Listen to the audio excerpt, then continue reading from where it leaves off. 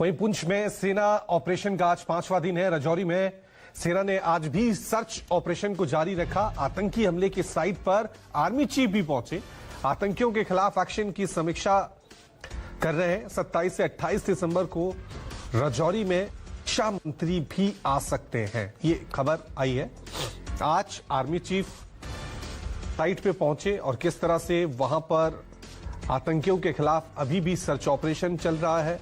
ये ऑपरेशन अभी भी खत्म नहीं हुआ है। 5 दिन हो गए हैं जब आतंकियों ने सेना के काफिले पर हमला किया था। तब से आतंकियों की तलाश में राजौरी के जंगलों में सेना की तरफ से काफी गहन तरीके से तलाशी अभियान और सर्च ऑपरेशन लगातार जारी है, ताकि हर एक आतंकी को वहां पर ढेर किया जा सके।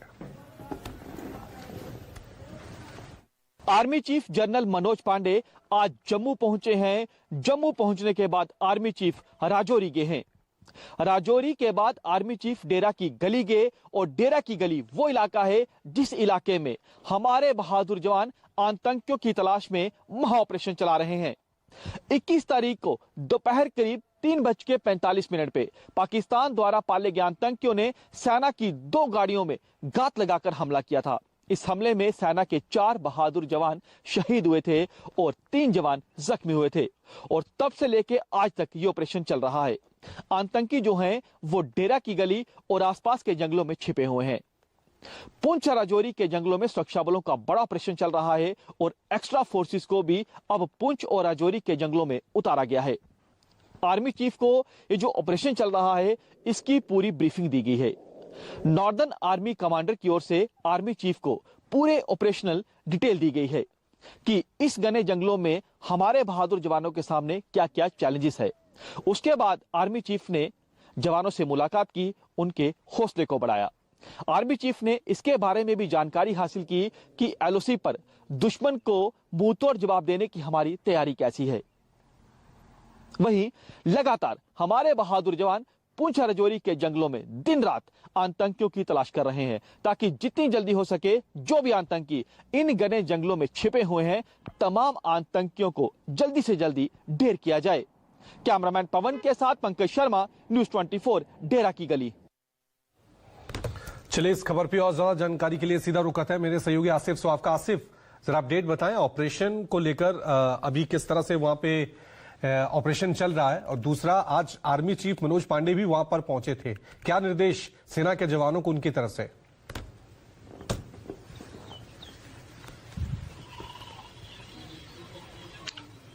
देखिए, आज रवि इस ऑपरेशन का 5वां दिन है और आज भी लगातार जो डेरा की गली का ये इलाका है, ये जंगल का जो कठिन इलाका माना जाता है, क्योंकि यहाँ पर टफ टेरेन है, घने जंगल के साथ साथ स्टीप पहाड़ियां है, ऊंची पहाड़ियां है। इस पूरे इलाके में ऑपरेशन चलाना सेना के लिए काफी ज्यादा चुनौती भरा होता है। एक तरफ जो प्रकृति का द्वारा जो यहाँ पर सामने चुनौतियां होती है उनका मुकाबला करना होता है, तो दूसरी तरफ यहाँ इन जंगलों में छुपे मिलिटेंटों को, आतंकियों को, उनको ढूंढना एक काफी बड़ा चैलेंज सेना के लिए होता है। हालांकि आज इस ऑपरेशन के 5वें दिन भी अभी तक जो डेरा की गली पुंछ के पास हमला हुआ था सेना पर, उसके बाद अभी तक फिलहाल कोई कामयाबी नहीं मिली है उन मिलिटेंटों को यहाँ पर ढूंढ निकालने में। लेकिन ऑपरेशन लगातार जारी है, जिसमें सेना द्वारा न केवल हेलीकॉप्टर, आसमान में ड्रोन और जमीन पर स्नाइपर डॉग्स और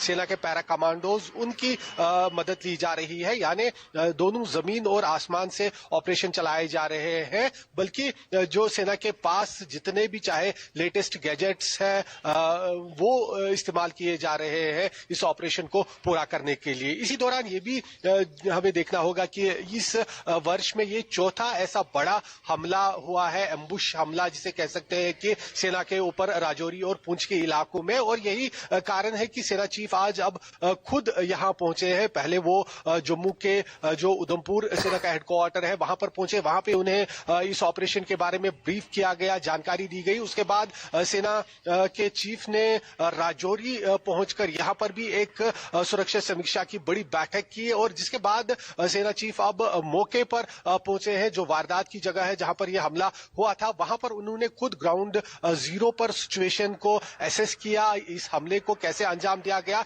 ये इन्होंने देखा। और इसके बाद जो है सेना चीफ द्वारा जो सूत्रों से जानकारी मिली है कि दिशा निर्देश दिए गए हैं, जिसमें स्टैंडिंग ऑपरेशन प्रोसीजर जो एसओपी होते हैं सेना की मूवमेंट से लेकर इन इलाकों में ऑपरेशन कंडक्ट करने को लेकर, उन सभी एसओपीज को अच्छी तरह से फॉलो किया जाए, ये दिशा निर्देश दिए गए। और साथ ही साथ हर कीमत पर इन मिलिटेंटों को ढूंढ निकालना है जो इन घने जंगलों में छुपे हुए हैं। इसको लेकर भी जो है सेना की रणनीति बताया जा रहा है कि उसमें आने वाले दिनों में काफी बदलाव देखा जा सकता है, जिसका रूप हमने कल से ही देखा कि सेना के जो टॉप कमांडर्स 3 जो इस इलाके में ब्रिगेडियर, लेफ्टिनेंट कर्नल उन्हें हटाकर वहां पर दूसरे कमांडर्स की नियुक्ति की गई। यानी एक तरफ से जहां सेना के चीफ ग्राउंड जीरो पर मौजूद कमांडर्स और जवान का मनोबल बढ़ा रहे हैं, वहीं दूसरी तरफ यह भी देखा जा रहा है कि अगर कहीं कोताही हो रही है या कोई चूक हो रही है